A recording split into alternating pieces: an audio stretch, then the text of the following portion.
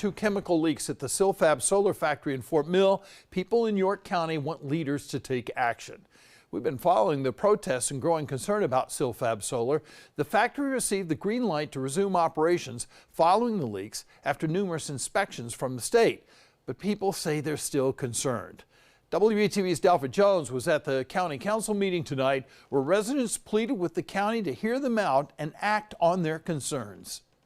Residents in York County say they are not backing down. Protesters showing up by the dozens at Monday's council meeting, demanding leaders do something to stop Silfab Solar from doing business so close to their homes and schools, or at least to take some type of action toward their concerns. Revoke the CO! Revoke the CO was the one chant that echoed through downtown York on Monday. Parents and concerned neighbors want their county leaders to revoke Silfab's certificate of occupancy. The risk is real. It was a warning shot and we got lucky. Next time could be a disaster. Organizers say after recent chemical incidents at the facility, there is no excuse for continued inaction. Protect our community.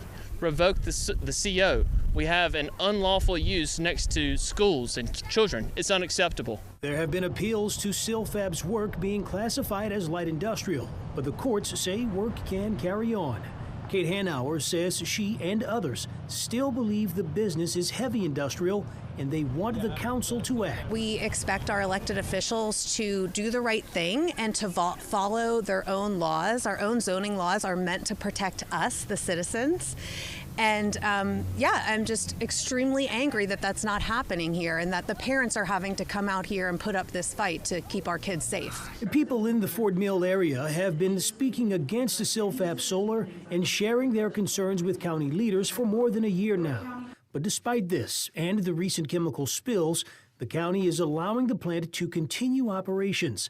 For some people, it's not about halting operations at Silfab altogether. It's about ensuring that development happens lawfully and fairly. Since the recent incidents here at Silfab Solar, the company has resumed solar panel assembly. And in a statement Monday night, Silfab said, along with the South Carolina Department of Environmental Services, they have reached an agreement with several conditions that Silfab has agreed to meet. Silfab also adding it remains committed to the safety of its employees and the people of this community. Tonight, we're in York County. Delphin Jones, WBTV on your side.